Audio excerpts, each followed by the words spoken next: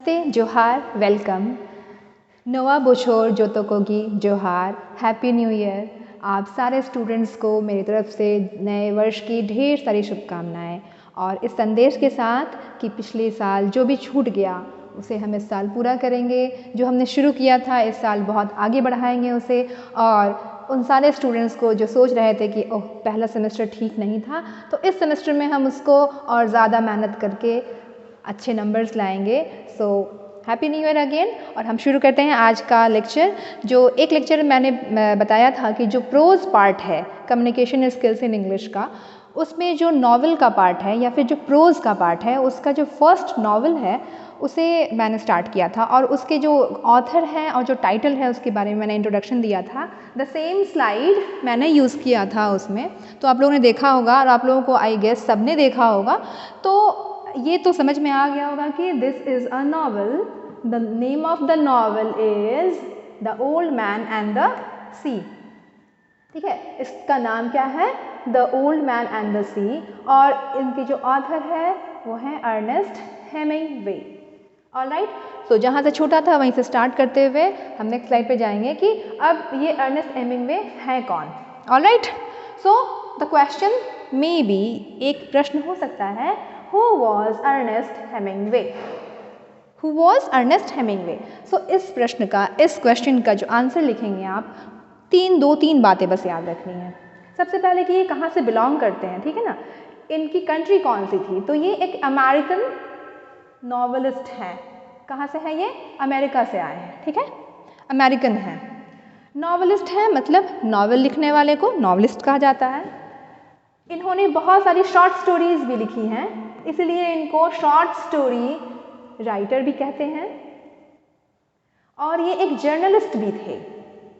Journalist का मतलब newspaper agency में काम करने वाले, न्यूज़ रिपोर्टिंग करने वाले, न्यूज़ एडिटिंग करने वाले, न्यूज़ को प्रोड्यूस करने वाले, न्यूज़ से रिलेटेड सारी चीज़ें जो होती हैं वो, जो कि मास कम्युनिकेशन में भी आती हैं। So he was also a journalist. ठीक है, तो ये तीन आइडेंटिफिकेशन, तीन पहचान, ठीक है, कि ही was N American novelist, short story writer and journalist, इतना काफ़ी है इनके बारे में बताने के लिए। ठीक है, so who was Ernest Hemingway? An American novelist, short story writer and journalist. उसके बाद दूसरी बहुत महत्वपूर्ण बात मैं बताना चाहती हूँ इनके बारे में कि इनको नोबेल प्राइज़ मिला था, NOBEL, नोबेल प्राइज़। कब मिला था ये? 1954। ठीक है, ये डेट इंपॉर्टेंट है, 1954 ईयर। ऑलराइट, तो मैं ये बताना चाहती हूँ, कभी कभी कन्फ्यूज़न होती है, कभी कभी बहुत ज़्यादा कन्फ्यूज़न होती है। ये नॉवल में NOVEL और यहाँ जो एक लिखा हुआ है NOBEL। ठीक है, सो इन दोनों नॉवल एंड नोबेल में थोड़ा सा डिफरेंस है, नहीं ह्यूज डिफरेंस है, बहुत बड़ा डिफरेंस है। सो नॉवल उपन्यास को कहते हैं, बहुत लंबी कहानी होती है, बहुत ज़्यादा टाइम को वो कवर करती है, ठीक है ना। लेकिन जो नोबेल हैं वो एक व्यक्ति का नाम है, और वो व्यक्ति थे अल्फ्रेड नोबेल, जिन्होंने डायनामाइट का इन्वेंशन किया था। और डायनामाइट के इन्वेंशन के बाद बहुत डिस्ट्रक्शन हुआ था वर्ल्ड वॉर में, सेकेंड वर्ल्ड वॉर में भी। तो उसके बाद इनको बहुत ज़्यादा रिग्रेट हुआ था, दुख हुआ था। तो फिर इनके नाम से इन्होंने अपने ट्रस्ट बनाया कि आफ्टर बिकॉज उनकी वजह से या उन अपने आप को गिल्ट उनको फील हुआ, तो उन्होंने कि अब मेरे नाम से, मेरे कमाए हुए पैसों से हम प्राइज़ डिस्ट्रीब्यूशन का एक सीरीज़ करेंगे, जिसमें कि डिफरेंट फील्ड्स में अच्छा काम करने वालों को ये प्राइज़ दिया जाता है। सो लिटरेचर में भी दिया जाता है, पीस, शांति के लिए भी दिया जाता है, शांति, जो कि लोग शांति के लिए जब काम करते हैं, बहुत ज़्यादा जहाँ वॉर होते रहते हैं वहाँ अगर कोई काम कर रहा है कि युद्ध ना हो तो उनको भी दिया जाता है। फिजिक्स, केमिस्ट्री और मेडिसिन, इन सब में ये नोबेल प्राइज़ दिया जाता है। ठीक है, so Nobel is a name of an award that is started by Alfred Nobel, the man, and novel जो है ये उपन्यास है। ठीक है, so this is for this information, आप लोग इसको बड़ा करके भी लिख सकते हैं, समझ सकते हैं। so I guess, मुझे लगता है कि this is complete information about who was Ernest Hemingway, complete in short. thank you। तो अब आगे बढ़ते हुए, हाँ, किसी भी मैंने जो पहला स्लाइड दिया था that was front cover of the book, ठीक है। Now this is first page of the book, how story starts, ठीक है। So I will read it for this session और आप लोगों को समझ में आएगा, बहुत ही इंटरेस्टिंग स्टोरी है। मैं एक बार और बताना चाहती हूँ कि ये जो नॉवल है ये नॉवल के लेंथ से थोड़ा सा कम है और शॉर्ट स्टोरी के लेंथ से थोड़ा सा ज़्यादा है, सो इसलिए इसको नॉवेला कहा जाता है, ठीक है। The old man and the Sea is a novella, the old man and the Sea is a novella. और नॉवेला क्या होता है आप लोग देख सकते हैं, अगर मैं इसको और थोड़ा सा बड़ा, यहाँ से बड़ा नहीं हो रहा है, okay. So a novella is a narrative prose fiction whose length, जिसकी लंबाई shorter than novels but longer than short stories, ठीक है, क्लियर।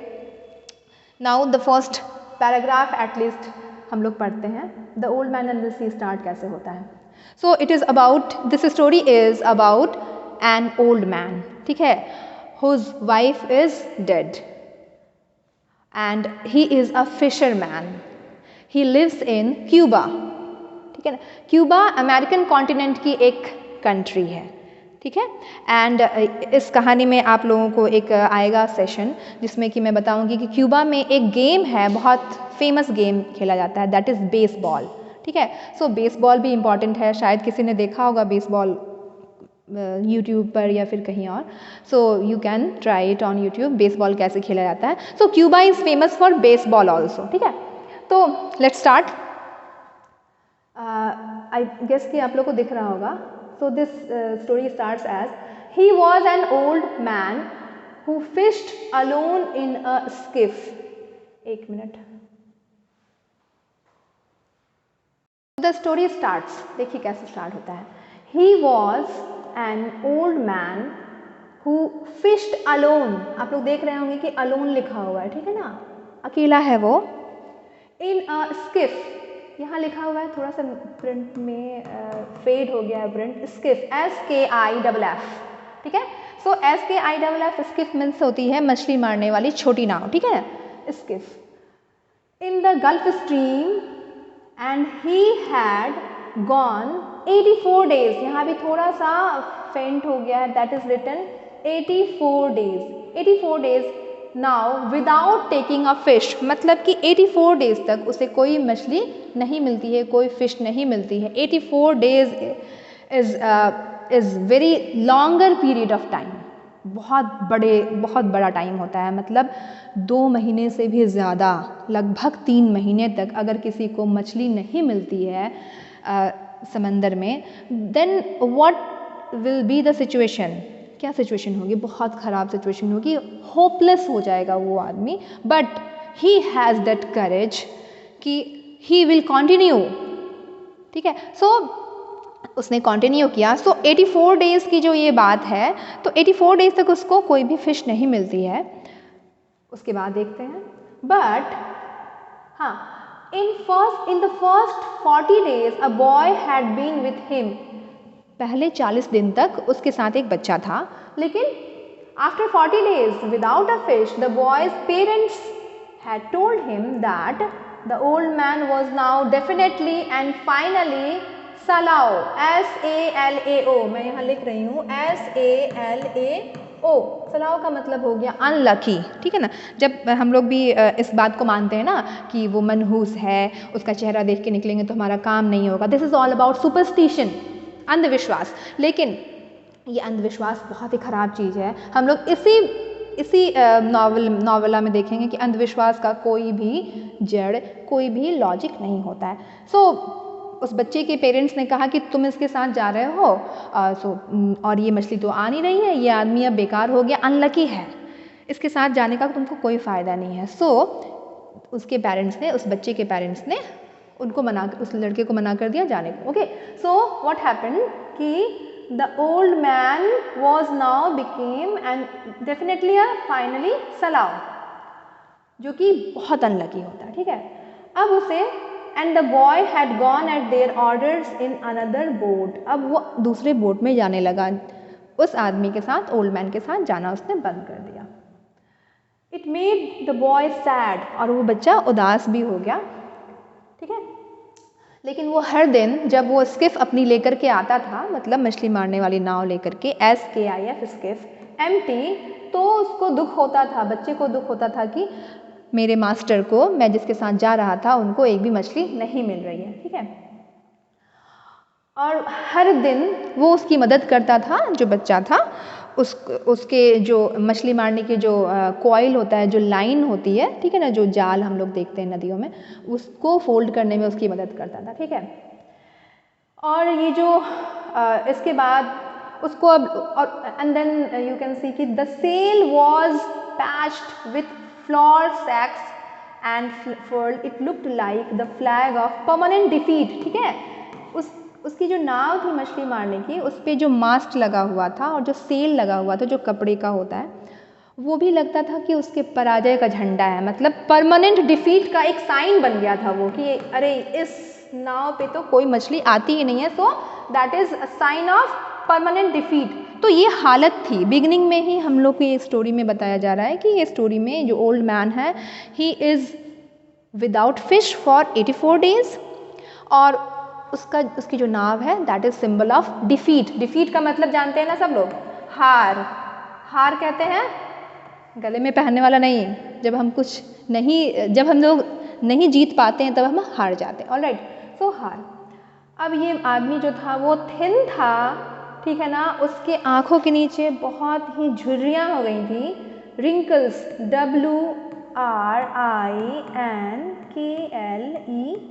WRINKLES, रिंकल्स, ठीक है। तो रिंकल्स का मतलब झुर्रियाँ, ठीक है ना, आपने अपने दादी, नानी, दादाजी और नाना जी के स्किन पर देखा होगा, बहुत लेयर जैसा हो जाता है, दैट इज रिंकल्स, ठीक है। लेकिन जो इनके बारे में बताया जा रहा आगे, कि इनकी जो आंखें थी वो बहुत ज़्यादा चमक रही थी उस समय, मतलब his skin is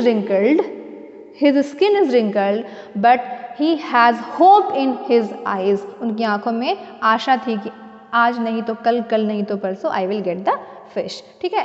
so this is first page of the novella, ठीक है ना। और ये बहुत बूढ़े हैं, फिर भी इनकी आंखें जो हैं बहुत ज़्यादा क्या है, शाइनी है, with hope, alright. So this is the first page. I guess कि फर्स्ट पेज से बहुत सारी चीज़ें पता चल जाती हैं कि आगे क्या होने वाला। सो आगे बढ़ते हुए हम लोग देखेंगे कि इस जो नॉवल है, इसका थीम क्या क्या है, ठीक है। सो आप लोग देख रहे होंगे 4 थीम मैंने लिखा है, बहुत ही आसान है, इसको याद कर लेना है, ठीक है। You have to learn the themes, learn मतलब याद कर लेना, ऑलराइट। सो रेसिस्टेंस, रेसिस्टेंस का मतलब क्या होता है, रेसिस्टेंस का मतलब होता है विरोध या प्रतिरोध, ठीक है ना, प्रतिरोध, नहीं मानना, प्रतिरोध कर देना, ठीक है ना, विरोध करना, किसको, डिफीट को, DEFEAT, ये बहुत इंपॉर्टेंट वर्ड है इस नॉवल का, आई मस्ट से नॉवेला, इस नॉवेला का बहुत इंपॉर्टेंट वर्ड है डिफीट, मतलब हार के सामने नहीं झुकना है, हार का विरोध करना है, मैं कभी नहीं हारूंगा। एंड यू विल सी कि आदमी जो है, आदमी को डिस्ट्रॉय किया जा सकता है बट उसे हराया नहीं जा सकता, and that is also a very important coat of this novella, the man can be destroyed but not defeated. So defeat, हार से कभी भी ये घबराते नहीं हैं और इससे इसका प्रतिरोध करते हैं। Resistant to defeat, what is it, resistant to defeat. दूसरी फ्रेंडशिप, वो जो बच्चा है जो इनके साथ हमेशा जाता था, वो हमेशा चाहता है कि उनसे दोस्ती बनाए रखें, ठीक है ना। वो भले ही वो अनलकी हो गया था फॉर 40 डेज और फॉर 84 डेज तक भी, तो वो छोड़ना नहीं चाहता था। And then youth and age, कैसे जब हम अपने यंग एज में होते हैं, we have many friends to support us, but when we age, जब हम बूढ़े होते हैं, then there is no one to support, ठीक है। सो हम लोगों के पास कुछ नहीं होता है, ना ही हमारी जो मस्कुलर स्ट्रेंथ है, बॉडी वाइज जो स्ट्रेंथ है वो भी घट जाती है, हमें बहुत ज़्यादा नॉलेज गेन नहीं कर पाते, हमारी मेमोरी जो है वो कम होने लगती है, तो हमारा कोई साथी नहीं होता है। So that is also shown in this novel कि यूथ और एज में क्या डिफरेंस होता है. So we will learn that how should we behave with our elders. ठीक है. सो यूथ एंड एज भी एक थीम है इसमें. एंड मैन एंड नेचर, मतलब आदमी और nature. So sea is part of nature, ocean समंदर, and fish that is also part of nature. So कैसे आदमी और नेचर के बीच क्या रिलेशनशिप है, इसके बारे में भी पूरे नॉवेला में बताया गया है. ठीक है. सो ये थीम आप जरूर याद रखेंगे. Resistance to defeat, DEFEAT, defeat.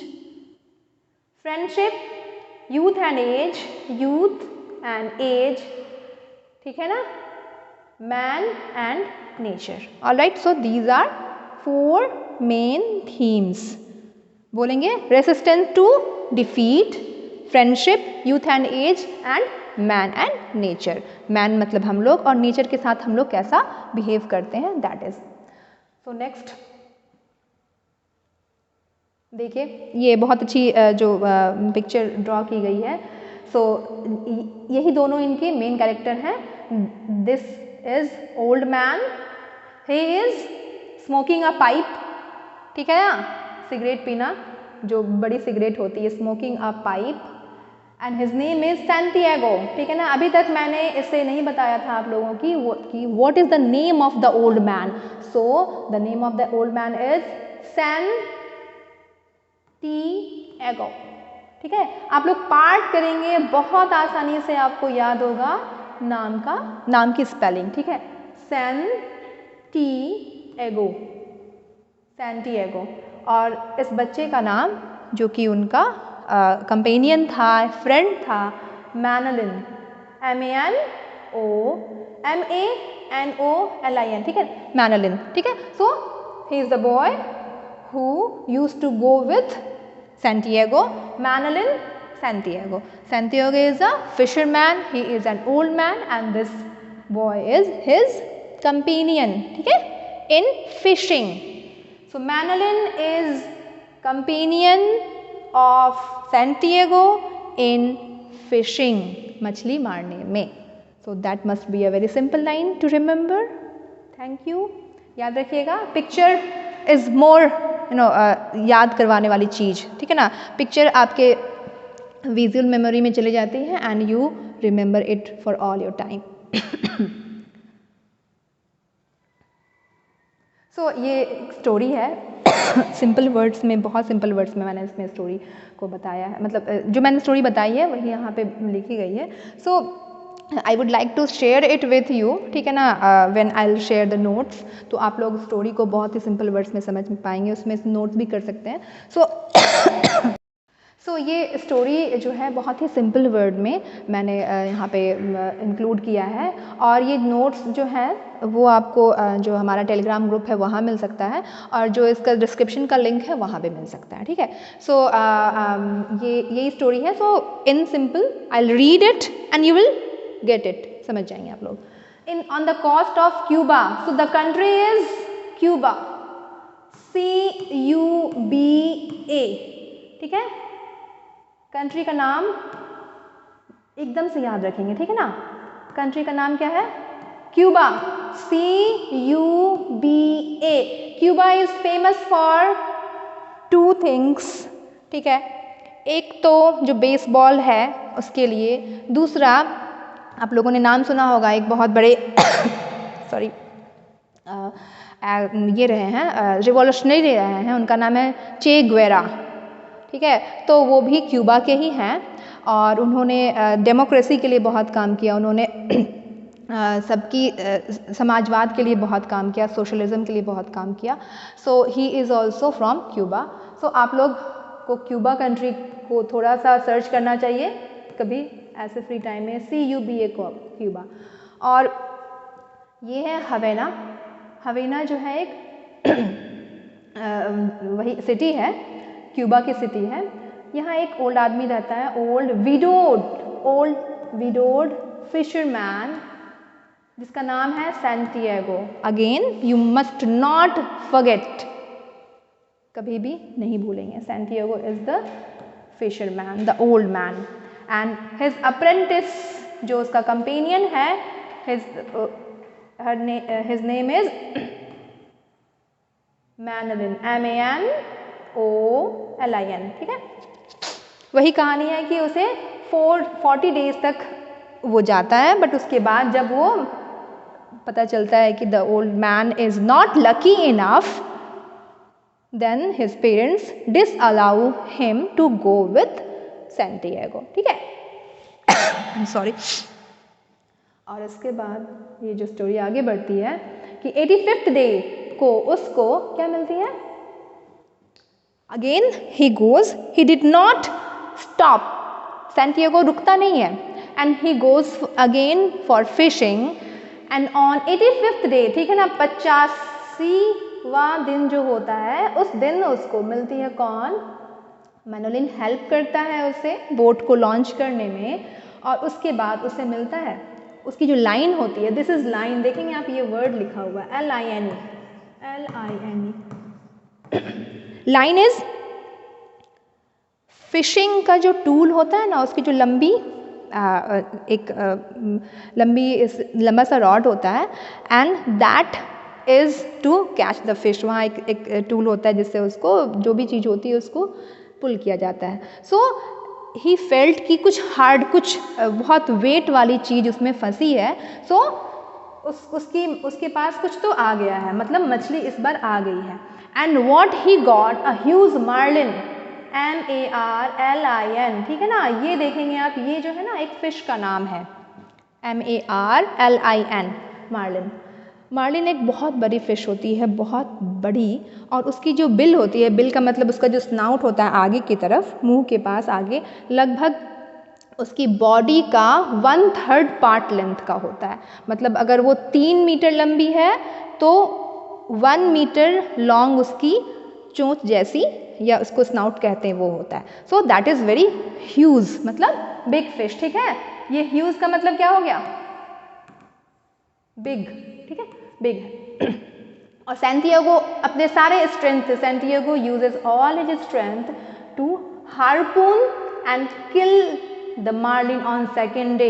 एक दिन तक वो उसे पकड़ के रखता है, एंड देन नेक्स्ट डे वो अपने हार्पून से, again harpoon is also a tool, एक इंस्ट्रूमेंट है तलवार की तरह लेकिन लंबा होता है, वो उससे वो मार करके उससे पकड़ता है और अपनी बोट पे रख लेता है। So he struggles for 2 days and then he gets the fish, that huge fish, ठीक है ना, ह्यूज मार्लिन, ठीक है। बट इतना भी काफ़ी नहीं था। इसके बाद जब मार्लिन पकड़ी गई, he caught that fish, then blood came out from that fish, और तब ओशंस में शार्क भी होती हैं, ठीक है। तो शार्क ने अटैक कर दिया बोट पे, और मार्लिन का सारा फ्लैश जो है, उस मछली के सारे फ्लैश जो है वो शार्क खा गई, ठीक है ना। तो शार्क ने अटैक किया, ठीक है, SHARK, मैं क्लियर लिख लूँ, SHARK, शार्क ने अटैक किया, ठीक है ना। ये हुआ, लेकिन फिर भी when he caught that fish, तो उसे लगा कि नो, दिस इज़ माई करेज, मैंने इसे पाया है क्योंकि मेरे में साहस था, and I struggle for 84 days। और उसने पूरा का पूरा, और इसके बीच में एक और इवेंट आता है, छोटा सा इवेंट ये है कि जब 1 day स्ट्रगल हो गया था उसका, उतनी बड़ी फिश को, उतनी ह्यूज मार्लिन को पकड़े हुए, तो वो उसका पेशेंस जो है एक टाइम के लिए खत्म हो रहा था, ठीक है। But he remembered his baseball player, जिसका वो बहुत बड़ा फ़ैन था, और वो उसका नाम है DiMaggio, ठीक है। You will get that the name in next, DMAGGIO, और उसे याद करता है वो अपने प्लेयर को। आप लोग भी फ़ैन होंगे बहुत सारे अपने अपने स्टार प्लेयर्स के, Virat Kohli, Dhoni and Sachin and others, Ajay Jadeja and बहुत पुराने Sunil Gavaskar, but he was fan of baseball player, the name of that player was DiMaggio। कि कैसे he is his favourite player because he has the patience, और उसका पेशेंस याद करके he also continues with his patience, और उस marlin को वो पकड़ करके रखता है, and he gets the fish. और इसके बाद वो जाता है अपने फिर शोर पर, तट पे, हार्बर, और जाते जाते उसके पास पता है क्या बचता है? सिर्फ मार्लिन का स्केलेटन बचता है। स्केलेटन मतलब आप सब जानते होंगे, स्ट्रक्चर ऑफ बोन, ठीक है ना।